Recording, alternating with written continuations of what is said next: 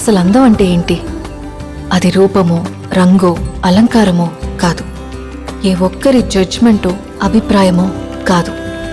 ఒక కవి వర్ణనో, చిత్రకారుడి బొమ్మో కాదు. మరేంటది? అందమంటే గుణం. అమ్మాయినయుండి చెప్తున్నా, I don't want people to call me beautiful. దాని బదులు నీది కష్టపడే తత్వం, నీలో కరుణ ఉంది, నీకు ధైర్యం ఎక్కువ, నువ్వు తెలివైన దానివంటే నాకు సంతోషం. Address us by our qualities. MS Subbulakshmi అంటే భక్తి, అందం కాదు. మదర్ తెరెసా అంటే కరుణ, అందం కాదు. ఐన్ ర్యాండ్ అంటే తత్వం, అందం కాదు. సరస్వతి అంటే విద్య, దుర్గా అంటే ధైర్యం, గౌరీ అంటే తపస్సు, లక్ష్మి అంటే శుభం.